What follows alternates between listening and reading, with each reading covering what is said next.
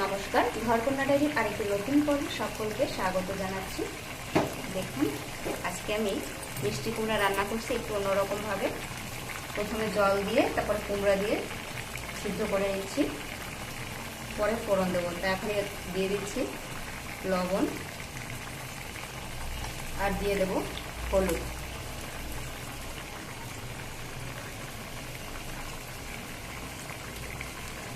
আর এবারে দেবো একটি কাঁচা লঙ্কা। যারা ঝাল বেশি খেতে পারেন না তারা এরকমভাবে রান্না করে খাবেন, ভালো লাগবে। আর কুমড়া কষিয়ে রান্না করলে সেটার স্বাদ একরকম হয়, আর এরকম জলে দিয়ে সিদ্ধ করে তারপরে ফোড়ন দিলে সেটার স্বাদ আরেক রকম, খেতে ভালো লাগে। এই যে দেখুন, কুমড়াটা সিদ্ধ হলে তারপরে আমি ফোড়নটা দেবো। এটা হতে থাক। লবণ আর হলুদ দিয়ে দিয়েছি, এবার ঢাকা দিয়ে দেবো। আর এদিকে শাপলা ভাজি বসিয়েছি, তেলে একটু জিরে ফোড়ন দিয়ে শাপলাটা বসিয়ে দিয়েছি। আমার রান্নাগুলো যারা একটু ঝাল মশলা খেতে পারেন না তো তাদেরই পছন্দ হবে, তারা এরকম রান্না করে খাবেন। অনেকেই আছেন ঝাল খেতে পারেন না, এরকম করে খাবেন। শাপলাটাকে কিন্তু আমি প্রথমে লবণ দিয়ে একটু চটকিয়ে রেখেছিলাম, তারপরে জল যখন বের হয়ে গেছে তারপরে কড়াইয়ে দিয়েছি, এই জন্য তাড়াতাড়ি রান্নাটা হয়ে যাবে। শাপলা থেকে কিন্তু একটু জল ছাড়েনি।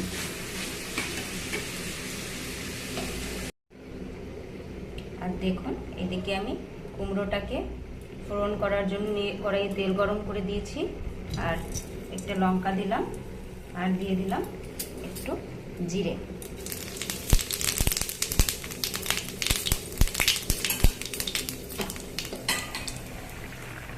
আর দেখুন, এদিকে কুমড়া কিন্তু সিদ্ধ হয়ে গেছে।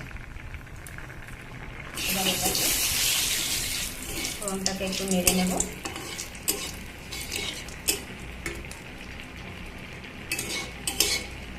এবার এটা কুমড়োর ভিতরে দিয়ে দেবো।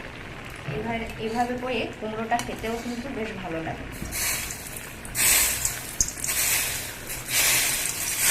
একবারে ছাড়লে আগুন ধরে যেতে পারে, তাই আমি অল্প অল্প করে একটু ঠান্ডা করে ছেড়ে দিচ্ছি।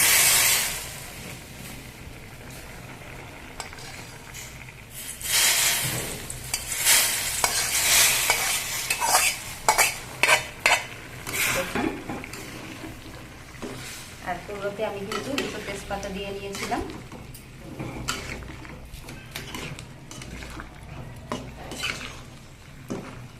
কুমড়ো রান্না কিন্তু আমার কমপ্লিট।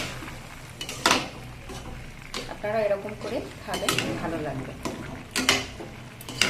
কম মশলায় ঝাল ছাড়া রান্না। লঙ্কা আস্তে দিয়েছি, যার দরকার পড়বে সে খাওয়ার সময় গুলে নেবে, তাহলেই হবে।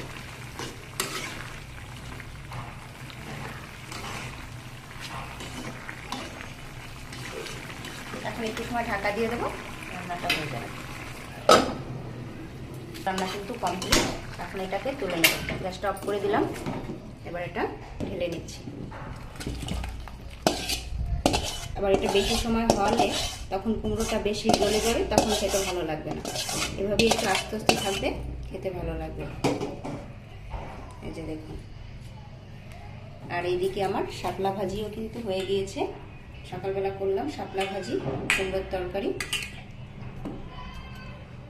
তো আমার এই কুমড়ো রান্না এবং শাপলা রান্নার ভিডিওটি কেমন লাগলো অবশ্যই কমেন্ট করে জানাবেন।